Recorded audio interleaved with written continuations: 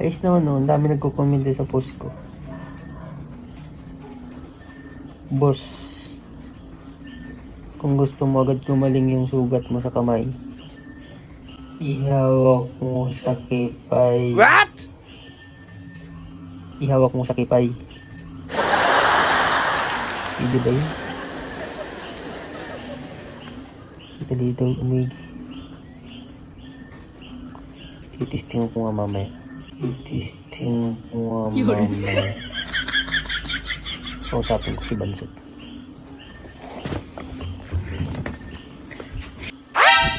Bye.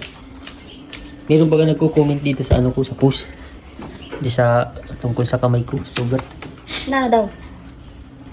Sabi, kung gusto ko daw agad gumaling yung ano. Alin? Sabi kung gusto daw gumaling yung ano ko. Kung gusto agad gumaling yung sugat sa kamay ko. Ihawak ko daw sa ano ng babae. Kanina nga, inip na ako. Tagal ko lang hintay sa'yo ay. Tapos nakita ko nga yung ano, yung kalabaw dyan nakatali. Parang gusto ko nang hawakan yung nung babaeng kalabaw. Ikaso baka makita ako, kaya yun. Kaya sabi ko, hintayin ko na lang si Bansot. Sabihin ko ako na na mas mabilis daw gumaling yung sugat sa kamay pag hinawak sa ng babae. Kaya, Ang dami mo talagang nalalaman sa buhay. Nood ka't anong nood ng cellphone, kaya pa kung ano-anong nakikita mo o nababasa mo. malay mo naman effective ga yun. Hindi titistingan natin. O ay kung effective, yun tayo may share doon sa iba. Kung anong magandang gamot kung pag sila nagkaganito.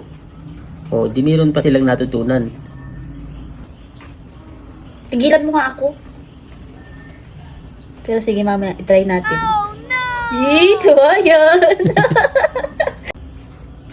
Ayos mga boss. Magagamot na. Makakahawak pa. Magagamot na. Makakahawak pa. San ka pa? Tara na. Bilisan mo na dyan.